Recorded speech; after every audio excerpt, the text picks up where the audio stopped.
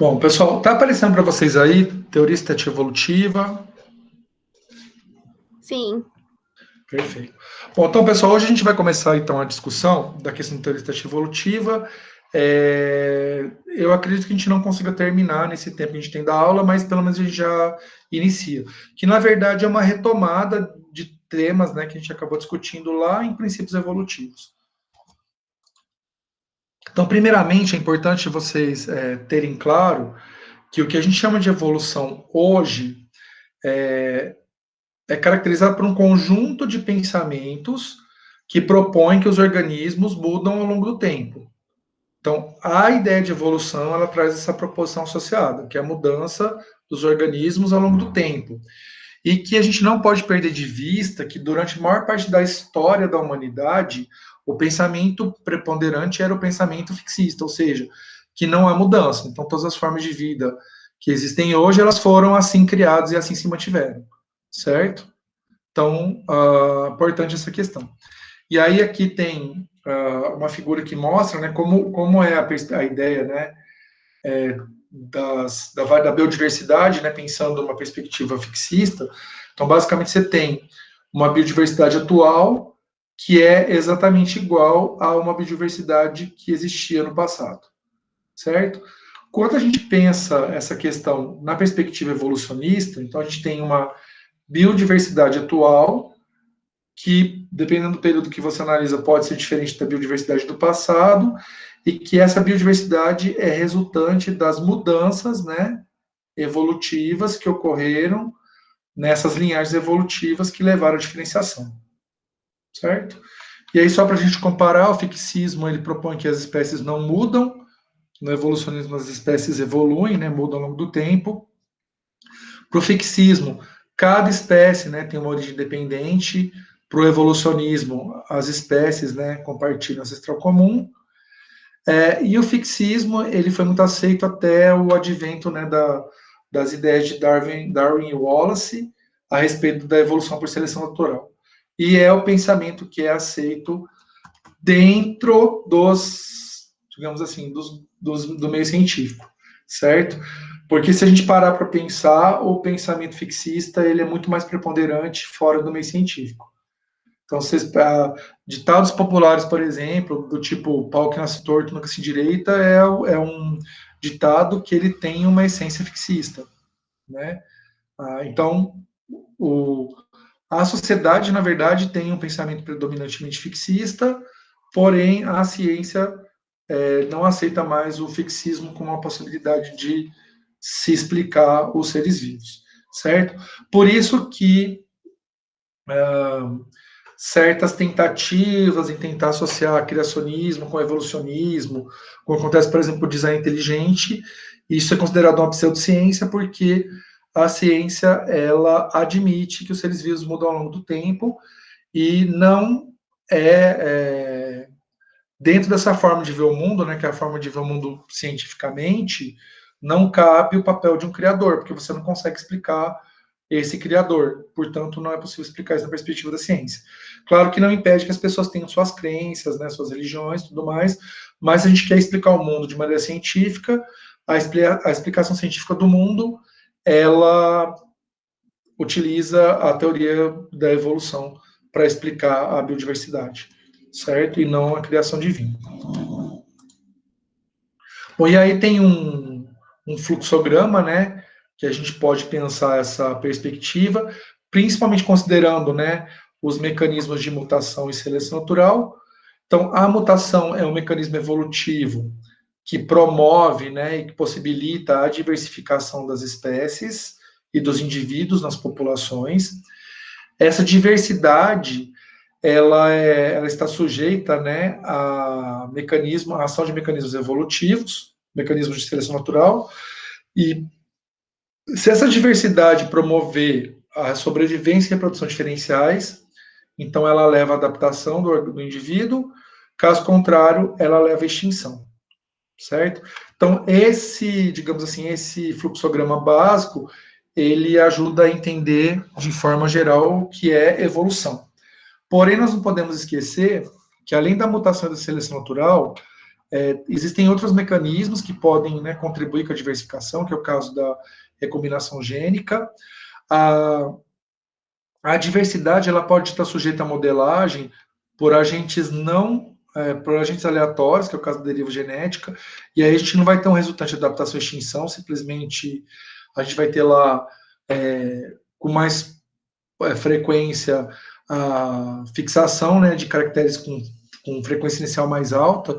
Vocês devem lembrar na aula de princípios evolutivos que a gente fazia a simulação no Populus, né, de deriva genética, e era muito frequente que uma variação que tivesse com frequência mais alta, ela se fixasse, uma que tivesse com frequência mais baixa, ela fosse eliminada. Apesar de que em algumas simulações poderia acontecer o inverso, porque o processo é aleatório. É que isso a gente não pode perder de vista de maneira alguma. Certo? E aí, pensando nessa perspectiva, né, da evolução por seleção natural, pensando principalmente nesse mecanismo, o Darwin, né, na proposta dele de teoria de evolução por seleção natural, ele assume duas características básicas, né? Uma é que todas as espécies compartilham em maior ou menor tempo um ancestral comum e que as espécies evoluem por seleção natural, certo? Por outro lado, o Mayr, ao analisar a origem das espécies, né, com mais cuidado e tudo mais, ele detectou não duas, mas 5, né, premissas básicas. Primeiro que, obviamente, a evolução como tal, quer dizer, mudança ao longo do tempo, parece que é chover no molhado, mas se a gente pensar quando a origem das espécies foi proposta, o pensamento predominante era fixista. Então, essa é uma premissa importante, a evolução como tal, né? O Mayr chama essa questão do ancestral comum de descendência comum, né? Além disso, o Mayr identifica, né, na origem das espécies, que o Darwin diz que essas mudanças elas são gradativas, portanto, há essa premissa da gradualidade das mudanças evolutivas. O Darwin, em todo momento, ele chama atenção para a questão da especiação populacional. Então, o Mayr, ele admite que essa também é uma premissa, que a especiação ocorre no nível populacional, e é óbvio, né, que a própria denominação da teoria, que é a teoria de evolução por seleção natural, é uma premissa importante. Certo? Pessoal, eu sei que a gente está fazendo um recordar e viver aqui, mas tudo certo, tá ativando as memórias de vocês estão lembrando de quando a gente discutiu isso, tá tudo certo, tem alguma coisa que vocês estão em dúvida? Tranquilo, né? Porque isso é bem recordar e viver. Essa aula inicial é de recordar e viver mesmo. E aí o que interessa, né, que a partir dessa proposição da síntese evolutiva, da teoria de evolução por seleção natural, foi possível a incorporação, né, de outros mecanismos evolutivos e aí a propulsão da síntese evolutiva, né? A síntese evolutiva, na verdade, foi um esforço, né, combinado de uma série de pensadores, de cientistas, né, da metade do século XX, que trabalhavam, né, que estudavam, investigavam diferentes áreas do conhecimento, principalmente as áreas de genética de populações, genética de populações naturais e populações experimentais, genética básica, paleontologia e ecologia. Então vejam que tem vários nomes importantes, né? O Fischer, o Haldane, o Wright, o Keteverikov, Dubzhansky, Mayr e muitos outros, né? O Dubzhansky, inclusive, ele é digamos assim, um ícone para essa questão da ciência evolutiva. E aí tem a frase que é célebre, né? Que todo mundo que faz biologia conhece ela. Alguns até usam como lema de vida, alguns fazem tatuagem disso, né? Que é nada faz sentido em biologia, a não ser a luz da evolução. Alguns colocam exceto, né? Ao invés de usar o a não ser, exceto a luz da evolução, que traz essa importância, né, da teoria evolutiva para o conhecimento de biologia. Certo? Obviamente que a teoria estatística evolutiva não é simplesmente seleção natural, mas mutação, né? Ela envolve outras questões. E aí, algumas questões importantes, né, quando a gente fala na ciência evolutiva, é que fenótipo é diferente de genótipo. Né? O fenótipo está relacionado principalmente a de que forma a informação genética, né, se manifesta nos organismos. O genótipo está relacionado à informação genética propriamente dita, né? Em termos mais atuais, o fenótipo poderia ser tanto os proteomas, quanto os transcriptomas, quanto os mobilomas, quanto os metabulomas, e o genótipo estaria relacionado principalmente ao genoma. Uma outra coisa importante, né, que as características adquiridas não são herdadas, ao contrário do que o Lamarck propunha, que as variações hereditárias, elas são chamadas de genes, né, elas são condicionadas, né, em estruturas chamadas de genes, e que as mutações produzem, né, variantes desses genes que são chamadas de alelos. Outra questão importante é que a recombinação ela amplia o efeito da variação pelas mutações, que é a mudança evolutiva populacional, conforme o Darwin já dizia, e que as modificações das proporções gênicas das populações podem ocorrer tanto por deriva, de forma aleatória, quanto de forma aleatória ou por seleção natural. E que isso é a síntese evolutiva, tá, gente? E que a maior parte das mudanças substanciais, elas são devido à seleção natural. Por que eu estou chamando a atenção que é para a síntese evolutiva? Atualmente, sabe-se que a seleção natural é efetivamente um processo importante, porém que se a gente considerar, né, o genoma, o foco, né, a gente vai considerar não a morfologia, mas o genoma como um elemento para a gente analisar a evolução, é muito comum que haja evolução por deriva genética no nível genômico. Portanto, a seleção natural ela é importante quando a gente pensa nesse nível fenotípico, né? Porém, se o olhar nosso para a evolução for para o nível genômico, talvez a deriva genética seja até mais importante. Então, dependendo do nível, né, de análise que você faça, um mecanismo pode ter sido mais importante ou o outro. E aí também uma outra coisa, dependendo da linhagem evolutiva, a deriva ou a seleção podem ter sido mais importantes, mas de qualquer forma, nas histórias evolutivas, né, dos organismos, esses mecanismos eles podem atuar de forma conjunta, em alguns momentos da história evolutiva vão sendo mais predominante, outros sendo menos predominante. Certo?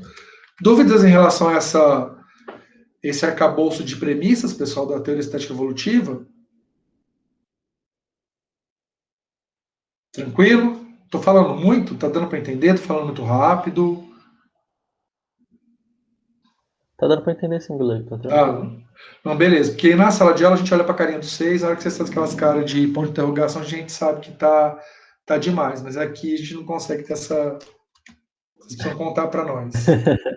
Faz sentido. Né?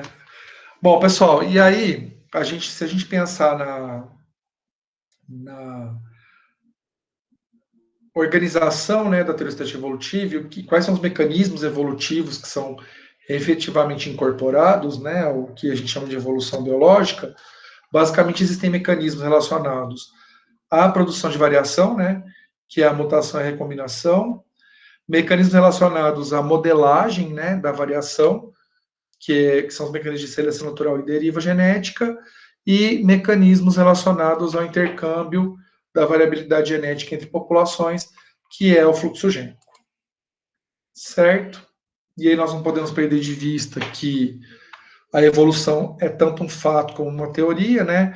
É uma teoria porque a partir de várias observações foi possível, né, estabelecer certas características gerais que a gente consegue identificar nos organismos, e aí, quer dizer, a gente consegue sistematizar para uma série de organismos, né? Ao contrário do que já foi dito aí em algum momento, que a evolução ela é fraca porque ela não tem leis, né?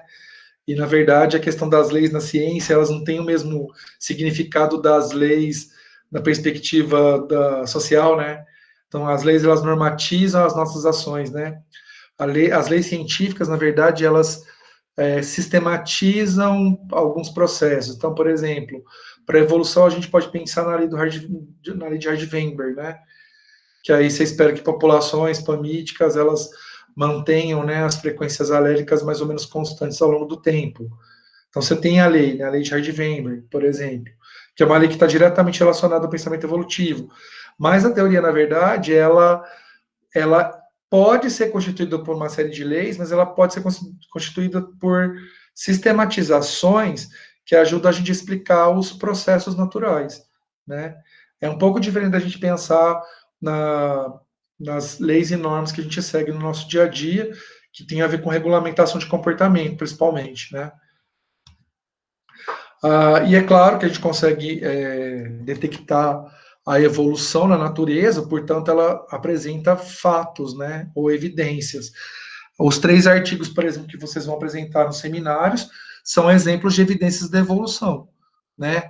Da evolução pensando na questão da macroevolução, da evolução pensando na questão do evo-devo e da evolução pensando na questão da transferência horizontal, né? Então você tem lá um arcabouço teórico, né, que sistematiza o que é macroevolução, e aí você tem um fato científico da datação de fósseis que está relacionado à extinção e especiação, né, que isso tem a ver com macroevolução. Você tem a questão da inativação do cromossomo X, que é um evento embriológico, mas que tem impacto evolutivo, que é uma evidência que evolução e desenvolvimento, que o desenvolvimento pode interferir, né, na evolução biológica, e o fato de uma mosca, o fato científico de uma mosca apresentar genes de detoxificação que não são oriundos dela, mas sim foram obtidos por transferência de outra espécie, é um fato científico que valida a teoria da transferência horizontal, que por sua vez tem sua base, né, macro na teoria estética evolutiva, certo? Entenderam, pessoal? Eu espero que nessa altura do campeonato, para vocês, isso não seja nada surpreendente, tá? Que a evolução é um fato e também é uma teoria, certo? E que uma teoria, ela não é menos porque ela não é uma lei, certo? Isso é claro para todos, né? Espero. E aí, claro, né, com o advento da teoria estética evolutiva, as aplicações da biologia evolutiva são inúmeras, né? Existem aplicações tanto relacionadas, né, à saúde pública, a questão do Covid-19, nossa, está me dando uma alergia aqui. A questão do Covid-19 é justamente uma questão desse tipo, né?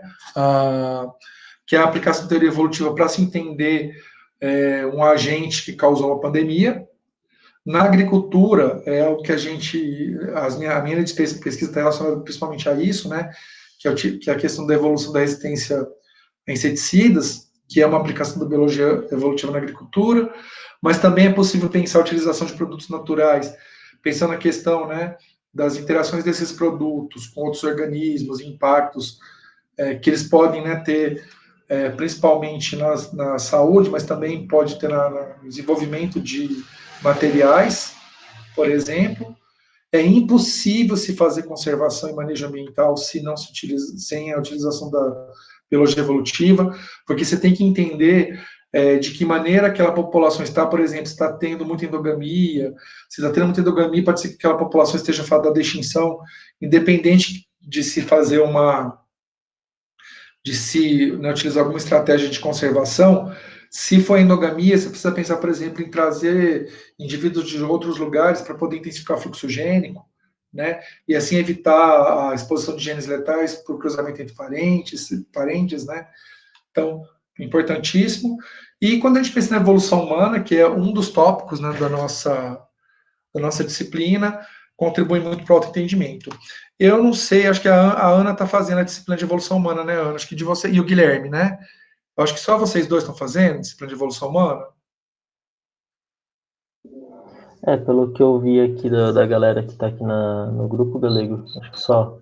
Eu também. Que eu reconheci. Você também tá, Larissa? Então, vocês 3 estão. Né? Eu sei que acho que o Daniel já fez, né, Daniel? Você chegou a fazer a disciplina de evolução humana? Que período que é evolução humana, galego? Não é eletiva, é uma disciplina eletiva. Eu não cheguei a falar. Fiz sim, desculpa, fiz sim. Fez quando foi presencial, né? Exato. Exato. É que eu lembro. Que aí a gente aprofunda bastante essa questão do autoentendimento, na disciplina e tudo mais, né? Até ofertei agora, porque eu quis fazer um teste nela nesse formato remoto, porque aí, mesmo voltando presencial, pode ser uma alternativa para ofertar ela mais frequentemente, porque os alunos gostam muito da disciplina. Sim, né? A gente fez um ensaio, né, de Malation, eu acho que foi, né? Não, essa é da resistência a inseticida, que é uma outra. Confundi então, mas eu lembro sim. Mas é legal você falar sobre isso, porque, olha, é uma aplicação, as 2 disciplinas eletivas que eu oferto no curso, elas são disciplinas de aplicação, né, da biologia evolutiva. A de evolução da resistência tem a ver com a agricultura, e a de evolução humana tem a ver com atendimento. Né? Eu não tinha parado para pensar nessa perspectiva, mas são Tem toda a relação. aplicações da biologia evolutiva. Certo? Bom, pessoal, e a gente conseguiu terminar esse... Ainda bem que a gente fez isso hoje, porque aí a gente consegue discutir com mais calma a origem da vida semana que vem. Certo? Perfeito. Perfeito. Então, Foi muito bom. Tá? Aí eu sugiro, pessoal, que vocês tentem responder então a pergunta do módulo 1 de telestética evolutiva, porque já que a gente conseguiu terminar essa discussão, acho que vale a pena vocês responderem, porque aí a semana que vem a gente discute a origem da vida. Se a gente conseguir terminar na aula de semana que vem bem, senão a gente dá continuidade na outra semana, mas aí vocês deixariam a outra semana para responder a questão da origem da vida. E aí não fica tão acumulado, né? Certo? Então, se vocês conseguirem responder até a próxima aula Fechado. Beleza? Então é isso, meninos. Olha, foi tranquilo. Alguma dúvida? Vocês querem fazer algum comentário? Por aqui tudo tranquilo também, galera. Beleza? Não, tranquilo, acho que ficou bem organizado, né? Pelo o EAD e tudo mais. Eu gostei de como você foi comentando. Tá tranquilo, não teve nenhuma dúvida. Ainda bem que agora chegou o ponto de organização, né? Porque depois de 3 semestres. Exato. Perfeito. Bom, meninos, mas se vocês tiverem alguma dúvida, alguma sugestão, vocês acharem que tem alguma coisa que não está funcionando, fiquem à vontade para fazer as críticas, tá? Vocês sabem que eu não tenho muito problema em receber crítica, então vocês podem fazer as críticas à vontade. E eu acho que é um processo tanto para mim quanto para vocês, né? Então é importante ter essa regulação, né? Principalmente por parte de vocês, que são os principais interessados, certo? Mas, assim, as experiências que eu tive, essa é a terceira oferta, né, de evolução, nesse formato, foi bem bacana os outros semestres, eu acho que esse não vai ser diferente, porque a gente vai, na verdade, até aprimorando um pouco, né, a cada oferta. Mas é óbvio que cada turma é uma turma, e então, se vocês tiverem questões ou sugestões a fazer, fiquem à vontade para fazer, certo? Então, prometam para mim que vocês vão responder a pergunta lá de teoria estatística evolutiva, que tem lá no módulo 1, e que vocês já vão começar pelo menos a ler o resumo do artigo que vocês vão fazer o seminário, porque aí vocês já vão meio que se preparando para o semestre. Combinado, então? Combinado. Perfeito. Tratando vocês igual ao ensino fundamental, né? Mas beleza.